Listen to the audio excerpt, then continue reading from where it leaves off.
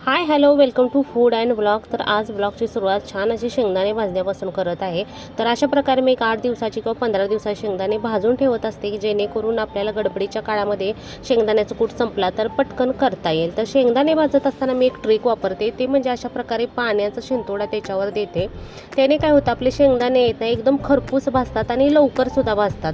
फक्त शेंगदाणे भाजत असताना आपल्याला गॅसचा फ्लेम आहे ना तो मंद ठेवायला लागतो। मंद आचेवर जर आपण शेंगदाणे असे भाजले ना एकदम छान खुसखुशीत आणि होतात। पण पाण्याचा जेव्हा तुम्ही शिंपडा देता ना तेव्हा तर पटकन भाजतात, ते भाजतात पण छान खरपूससुद्धा भाजतात। तर अशा प्रकारे थोडंसं पाणी टाकून एकदम मंद आचेवर तुम्ही शेंगदाणे भाजून घ्या। खरंच ही टीप आहे ना तुम्ही नक्की वापरून बघा। तर या ठिकाणी बघू शकता छान असे शेंगदाणे भाजलेत आणि शेंगदाणे भाजल्याचे करण्यासाठी वरती जे टरपाल असतं ना ते थोडंसं त्याला तडा गेलेला असतो, मग त्याच्यावरून आपल्याला समजतं शेंगदाणे आपले छान खरपूस असे भाजलेले आहेत। तर नक्कीच ही ट्रिक तुम्ही वापरून बघा आणि असे बघा एक सारख्या कलरवर आपले शेंगदाणे भाजलेत, कुठेही करपले नाहीत किंवा काय। जर मोठ्या आचेवर तुम्ही शेंगदाणे भाजाल तर ते वरून करपतात पण आतून कच्चे असे राखतात, मग त्याचं कूट पण एवढं चांगलं लागत नाही। तर आता हे झाले शेंगदाणेबद्दल आणि आता मी तुम्हाला अजून एक सांगणार आहे, ते म्हणजे शाबू। तर या ठिकाणी समजा तुम्हाला अंदाज येत नसेल किती लोकांसाठी किती प्रमाण घ्यायचं कोणत्याही गोष्टीचं, तर या ठिकाणी अशी छोटीशी एक वाटी येते बघा। तर ही एक वाटी आहे ना एका माणसासाठी पुरेसं असतं। मग तुम्ही याच्यामध्ये तांदूळ घ्या, डाळ घ्या। तर या ठिकाणी मी आता शाबू घालत आहे भिजत, शाबूची खिचडी करायसाठी। तर या ठिकाणी ही जी वाटी आहे ना ही वाटीचं प्रमाण योग्य वाटतं मला।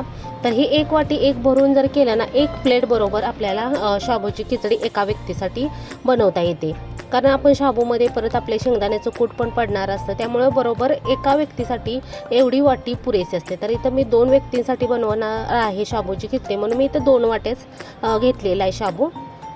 आता शाबू कसा भिजवायचा हे तर आपल्याला माहीतच असतं, पण काही नवशिक्या वगैरे असतील तर त्यांच्यासाठी मी एक ट्रिक देईल शाबू कसा भिजवायचा। तर शाबू आधी स्वच्छ धुतला 2-3 पाण्यानंतर आणि इथे बघा पाणी एकदम कमी घ्यायचं, म्हणजे थोडंसं शाबूच्या वरती अगदी किंचित पाणी असेल ना असं तुमचं असं पाणी ठेवलं ना तुमचा कसाही शाबू असू दे तो एकदम सुटसुटीत वगैरे होतो। तर असं थोडंसंच पाणी ठेवायचं, मग जेणेकरून आपली खिचडी आहे ना चिकट होणार नाही, एकदम मऊ मऊ पण होते आणि एकदम सुटी होते। आता त्यानंतर मी आलेली होते दही लावण्यासाठी। तर दही लावायची सुद्धा मी तुम्हाला एक ट्रिक सांगते। इथं माझं दूध मी अगोदर तापवलेलं, पण नंतर थोडंसं ते गार झालं म्हणून मी थोडंसं आता कोमट करून घेत आहे। त्याच्यावरची साय आहे अजून तशीच आहे, ती तर काही वापरणार नाही। तर आता विरजण घेतलं आणि ह्या डब्याला मी छान असं त्याला मिक्स करून घेतले। थोडंसं पातळ दिसत आहे, मी असंच पातळ केलं आणि मग आता त्याच्यावरती कोमट दूध घालते।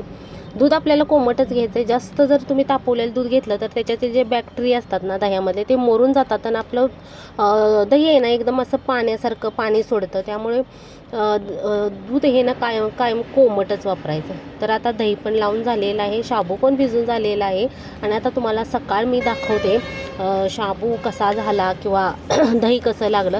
तर आता दही लावून मी आता हे छान मिक्स करून ठेवून देणार आहे आणि नंतर मी तुम्हाला आता सकाळच्या वेळी व्यवस्थित दाखवेन दही कसं आपलं छान घट्ट लागलेलं आहे, त्याच्यानंतर त्या शाबूची खिचडी कशी बनली वगैरे। तर आता ही सकाळ झालेली आहे आणि इकडे बघू शकता शाबू एकदम सुटसुटीत झालेला आहे, बघू शकता एकदम मोकळा झालेला आहे। आता याची खिचडीसुद्धा अशीच मोकळी होणार। तर तुम्हीसुद्धा असं शाबू भिजवताना एकदम वरती नाही कमी पाणी ठेवायचं आणि दहीसुद्धा बघू शकता दही पण चांगलं सेट झाले, पाण्याचं एकही त्याच्यात तुम्हाला थेंब दिसणार नाही असं घट्ट। तरी मी अजून ह्याला फ्रीजमध्ये ठेवलेलं नाही, फ्रीजमध्ये ठेवल्यानंतर आणखी हे घट्ट होतं। तर नक्कीच अशा पद्धतीने ही ट्रिक वापरून तुम्ही दही लावलं कोणत्याही सीझनमध्ये तर असंच तुमचं दही लागणार पाणी न सोडता। आता इकडं मी खिचडीसुद्धा करून झाली माझी शाबूची खिचडी पण बघू शकता किती छान सुटसुटीत मोकळी अशी झालेली आहे। तर अशा प्रकारे तुम्ही ह्या ट्रिक वापरून जर तुम्ही केलं ना तर तुम्हाला काहीच अवघड जाणार नाही। तर आजचा व्हिडिओ कसा वाटला नक्की सांगा मला।